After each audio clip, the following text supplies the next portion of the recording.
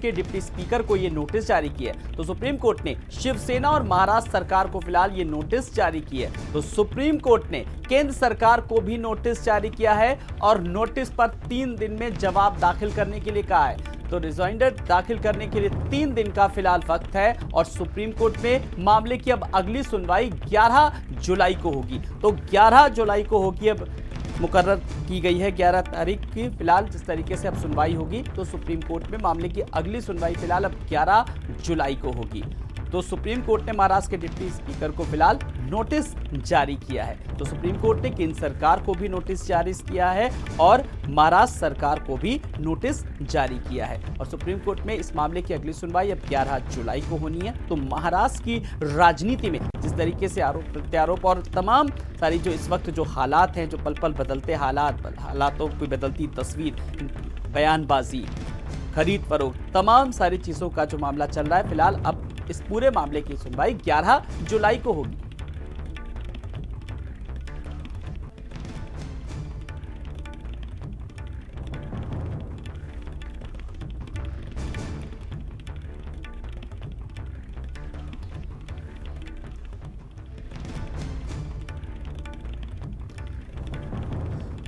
तो supreme court ने केंद्र सरकार को भी नोटिस जारी की है और महाराष्ट्र सरकार को भी फिलहाल नोटिस जारी की है और अब 11 जुलाई की कहीं ना कहीं तारीख जो है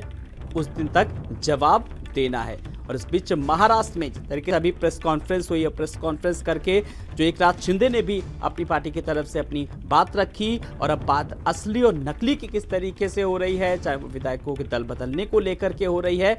और महाराष्ट्र के जो राजनीति है, जो हालात जो बदल रहे हैं, जो बदली हुई तस्वीर नजर आ रही है। और इस बीच उद्धव ठाकरे ने जिस तरीके से अपना सरकारी आवास जो बंगला था उसको खाली करा, तो ये सब कड़ियों को जोड़ते हुए अगर देखा जाए तो जो तस्वीर नजर आ रही है, हालात बदल रहे हैं। और इस बीच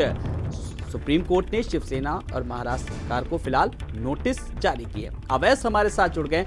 अवैस, महाराष्ट्र की राजनीति में हालात बदल रहे हैं, परिस्थितियां बदल रही, लेकिन अब सुप्रीम कोर्ट की बात करें तो अब सरकार और किस तरीके से केंद्र सरकार को भी कहीं ना कहीं नोटिस भेजा, अब जवाब देना 11 जुलाई तक। बिल्कुल साफ तौर पर सुप्रीम कोर्ट ने आज इस मामले में सुनवाई की और लंबी सुनवाई के बाद सुप्रीम कोर्ट ने डिप्टी स्पीकर, महाराष्ट्र सरकार, महाराष्ट्र पुलिस, इसके अलावा साथ में ही ये अगर बात करें तो केंद्र सरकार को नोटिस जारी कर जवाब मांगा है। एकनाथ शिंदे और जो बागी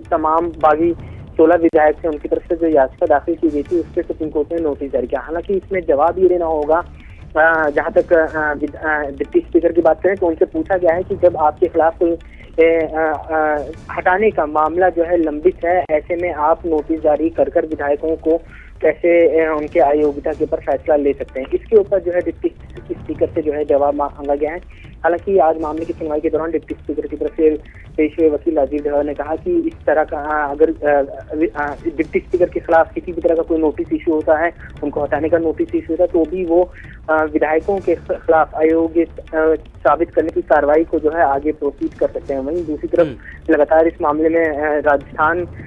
में 1992 में सुप्रीम कोर्ट का एक जजमेंट आया था और इसके अलावा अरुणाचल प्रदेश को लेकर सुप्रीम कोर्ट का एक जजमेंट 2016 में आया था। उन दोनों फैसलों का हवाला देते हुए कहा गया कि डिप्टी स्पीकर जो है इस तरह की कार्रवाई नहीं कर सकते हैं जब उनके खिलाफ किसी भी तरह का कोई नोटिस अविश्वास प्रस्ताव या फिर उनको हटाने का नोटिस अगर जारी किया हुआ है, तो ऐसे में वो विधायकों के ऊपर कार्रवाई का कोई भी नोटिस जो है वो इशू नहीं कर सकते हैं। हालांकि इस दलील का विरोध जो है वो महाराष्ट्र सरकार की तरफ से भी किया गया और डिप्टी स्पीकर की तरफ से भी किया गया और ये कहा गया कि सिर्फ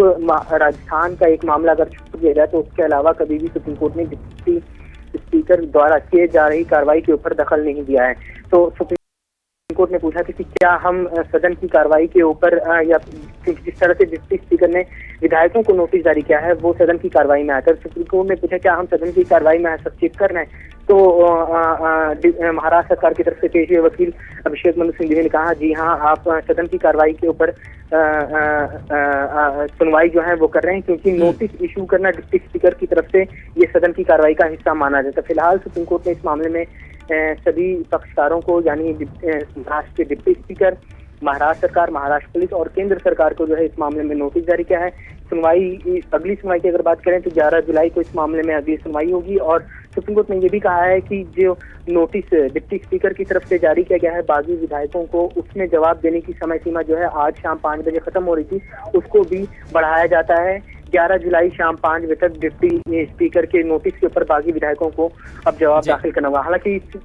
इसका विरोध जो है डिप्टी स्पीकर की तरफ से पेशे वकील राजीव धवन ने किया और कहा कि नहीं, डिप्टी स्पीकर के नोटिस का जवाब आज ही दाखिल करने जैसे या फिर एक चलिए, फिलहाल 11 जुलाई को अब होगी अगली सुनवाई। अवैस, बहुत बहुत शुक्रिया इस तमाम सारी जानकारी के लिए। वहीं विपक्ष के